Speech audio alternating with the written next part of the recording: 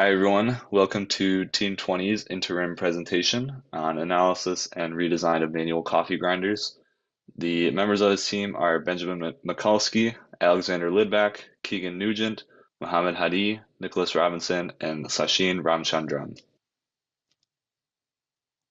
So manual coffee grinders are used to grind coffee beans into coffee grounds for people to make coffee in various ways. And the grinder is loaded with coffee beans in the top half of the housing through that gray colored lid piece. And then as they're grounded, the lower half of the grinder stores the coffee grounds. That little tray in the bottom pulls out, and that's where the coffee grounds end up. And the hand crank is worked by the user to spin the gears and shafts inside to crush the beans into fine grounds. So for our target customers, we've identified two groups of customers, primary and secondary. Primary being small batch manual brew coffee makers. These are people that are going to use the product probably every day and want to experiment with different size coffee grounds so they can change the fineness of the grounds depending on how they want their coffee to be made. And then the secondary users are hikers and backpackers. This would be a more portable, less choice option in terms of the size of the grounds. And we've estimated the total production volume at about 100,000 units. So this is the full assembly CAD. On the left there is just how it looks on the outside, and then on the right is the section view with the housing removed, so we can see the gears on the inside. And then this is the exploded CAD. So as you can see, the gears on the inside are going to rotate together to grind the coffee as it falls, or the coffee beans into coffee grounds. And these parts are all labeled with this right here. This is a fast diagram for the coffee grinder. As you can see, there are many functions that the coffee grinder accomplishes, along with some to enhance the product. This is the fishbone diagram for our product assembly sequence. We tried to assemble it in two different ways.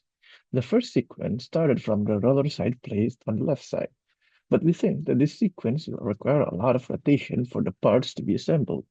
The second sequence started from the base, but this sequence requires a lot of holding for some of the parts to be assembled as a whole. After we compared both assembly sequences, we agreed that sequence 1 is slightly better than sequence 2, having easier fastening and joining, testing of subassemblies, and assembling in parallel. It is also shown that both sequence is not very ideal because our product have a lot of small parts for delicate subassemblies and some poorly designed parts that dictates the order of the assembly. We believe that we can develop this in the future. This is our function component mapping matrix. The rows represent the different components within our coffee grinder assembly, and the columns are the leaves of our fast diagram, which describe the basic functions of the coffee grinder. The define motion function has the most components that contribute to it, that number being 13 components. This is due to the motion of this machine being more on the complex side, so many internal components work together to define the motion of this coffee bean grinder. Clearly, this is not the most efficient delegation of functions for components and points out the benefit of a potential redesign. This is our bill of materials. When calculating the cost of the components, we assumed an annual production rate of 100,000 units per year. Material costs were taken to be $1 per kilogram, $1.80 per kilogram, and $2.70 per kilogram when purchased at bulk for plastic, aluminum, and steel, respectively. We also assumed that the assembly was done manually and calculated the assembly cost by taking the median wage of an American assembly line worker to be $25 per hour. Most of our components were injection molded, milled, or turned, and only our fasteners were assumed to be pre-purchased.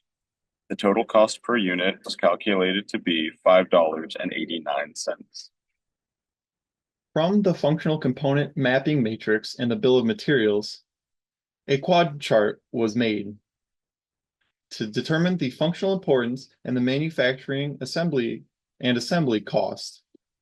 From that, you can see the housing body, the cup, the coarse roller, the circular roller, the rear side plate, the 20-tooth gear, and the 52-tooth gear all fall in that category and are subject to a redesign in the coming future, along with some in the high importance and low cost could be combined in order to lower the number of parts required in the overall assembly. Now I'll talk about product family design. Looking at our FAST diagram, we decided that the differentiating factor for each customer group was the adjust fineness function. The modules associated with this function are the adjustment knob, the adjustment shaft, and the flat cutting bar.